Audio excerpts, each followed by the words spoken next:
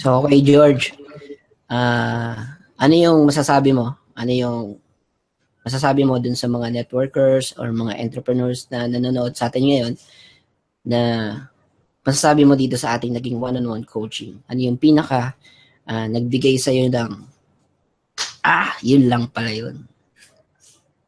Okay, so sige George, ano yun? Okay, good evening muna para sa mga kapwa ko networkers or marketers, internet marketers na nakakapanood ng video na to na kagaya sa akin na nag-i-struggle. Hindi ko alam kung ilang taon na rin kayo nag-i-struggle na kagaya ko.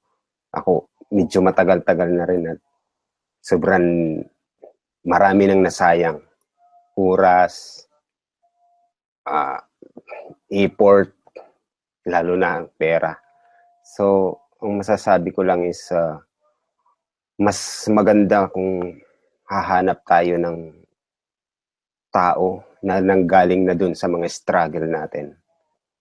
Which is, masasabi natin na silang makakapagpaliwanag para sa gagawin natin para mas maging malinaw sa atin yung pupuntahan natin sa ganitong industry na kinalalagyan natin.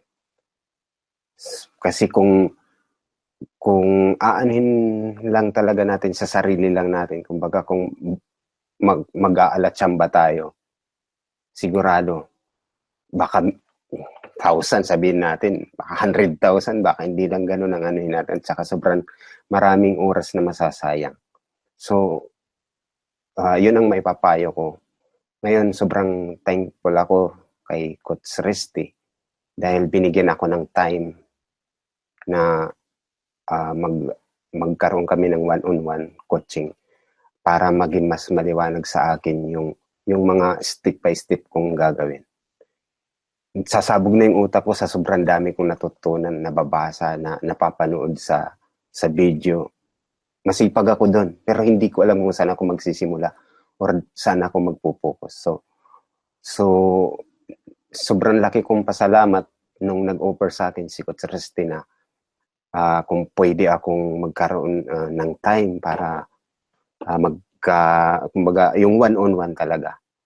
So, sobrang papasalamat ako kasi yun yung pinakamalaking natutunan ko. May malaki akong natutunan doon na mas maliwanag na ngayon sa isip ko. So, Coach Resty, sobrang salamat. Yun lang masasabi. God bless. Alright.